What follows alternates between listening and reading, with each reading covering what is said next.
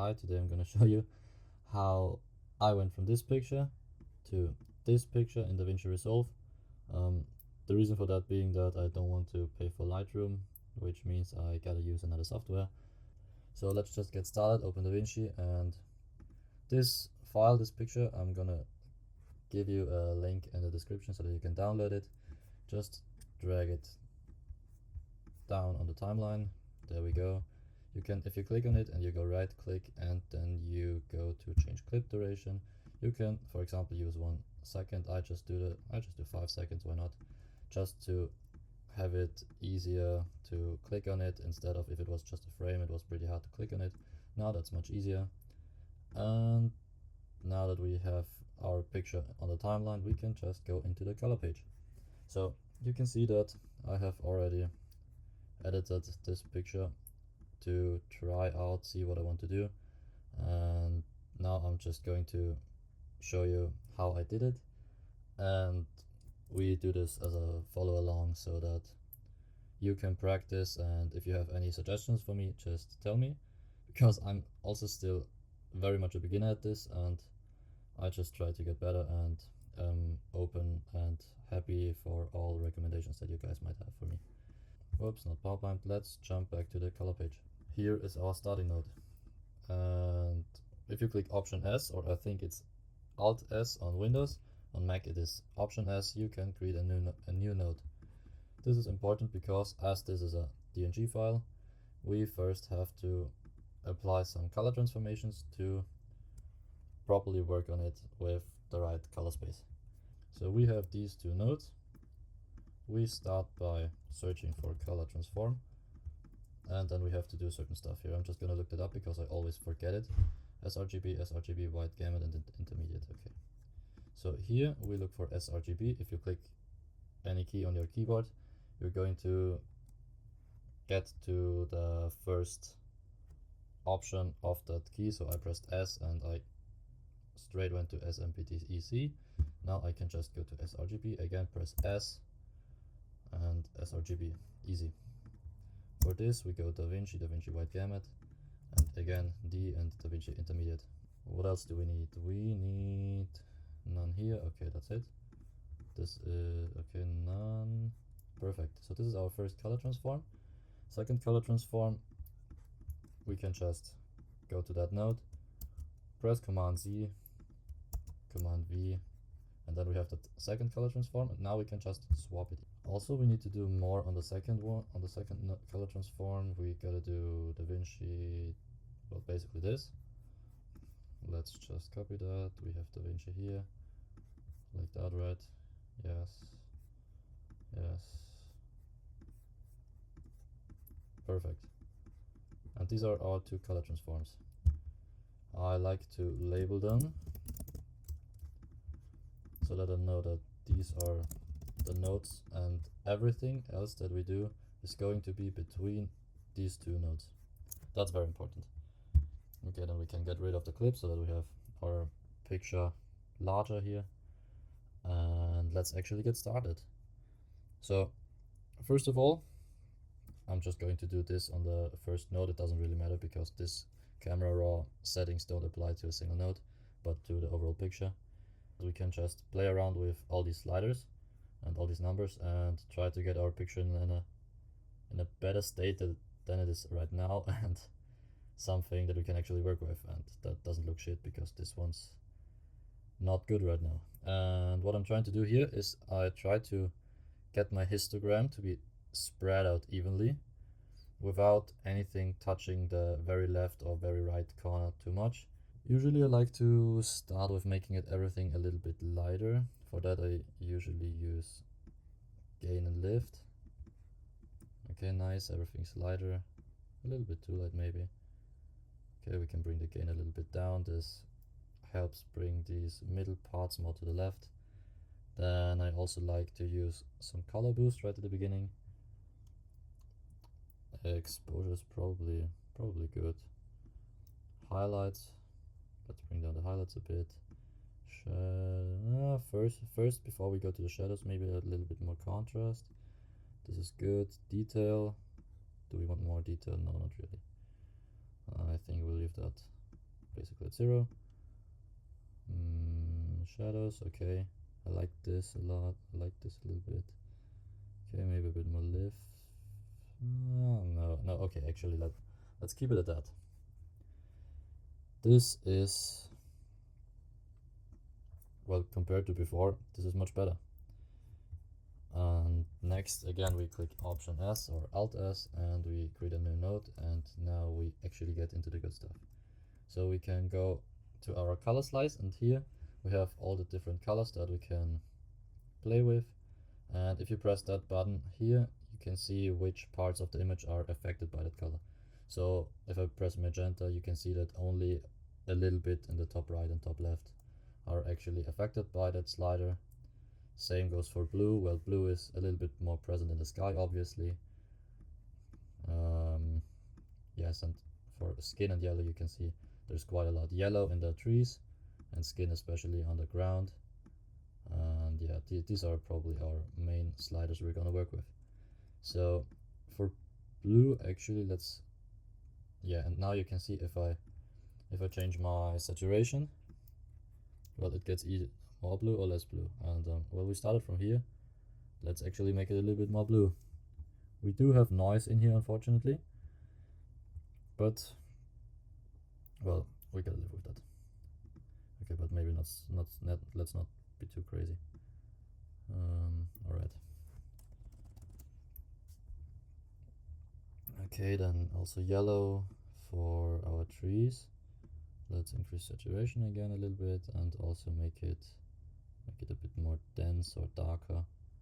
I always think of this as darkness and not really density, because what the fuck is density supposed to mean? Yes, and here we get the color for the sky. That's nice. For the trees. The only thing is now that these parts are kind of reddish. I don't like that.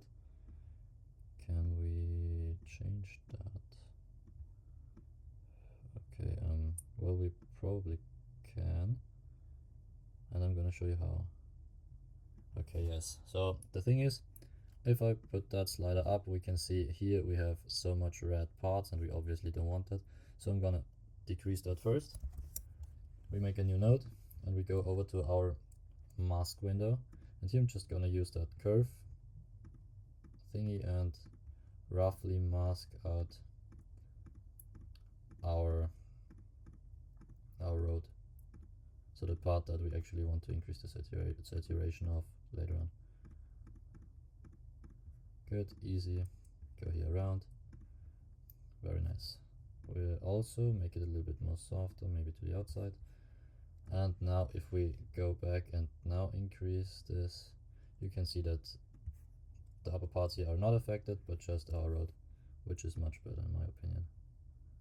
Yes, I like that. Very good. Nice. So what else? Can we do more blue? Oh, probably not. Okay, something else that we can do is, well, now I'm thinking, how can I make the picture more interesting in terms of lighting? And I see this corridor going down basically into infinity, and I kind of want to get a highlight on that. How am I going to do that? Well, first I'm gonna apply a basic vignette. You can also do it with the effects module, but I like to do this myself, to be honest. So basically create a new circle, make it big, make it very, very soft.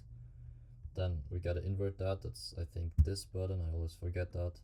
And then if we go to our curves and just push it down so slightly, okay, it was the wrong button.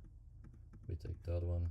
Yes, you can see now the edges get a little bit darker, and I like that a lot. Okay, don't overdo it. This is probably fine. Perfect. Then we make another node, and we basically do the same again, but this time with gradients. So we have one gradient here from the top, then we create another gradient, rotate it 180 degrees. Always make sure to keep them soft, because if you don't, for example, now we have this very sharp line here, and if we make it softer, the line's not that sharp. That being said, this is way too much darkness. Okay, this is better. So compared to before, yes, I like that. Okay, but now it's actually very dark overall. So how about we first make this corridor pop more. So again, very soft. And now this time we actually make it a little bit brighter. Whoops. Okay, how would that look like? See the difference? Yes, that's good. And also I'm just thinking maybe we can also brighten up this a little bit. So if we just do it like that, oh, this is nice. I love it. Okay, this is great. Oh damn it. So like that. So how is it compared to before? Much more interesting. Another level of light basically. Can we also do something in the sky? Oh, this note.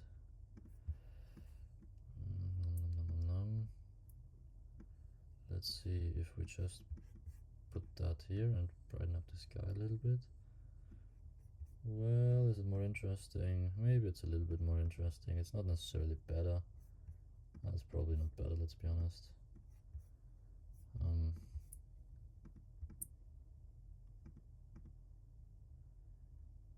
Yeah, well, I think I'm gonna leave it.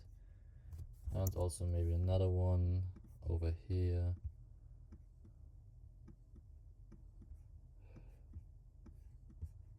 But this time, how about we increase the saturation?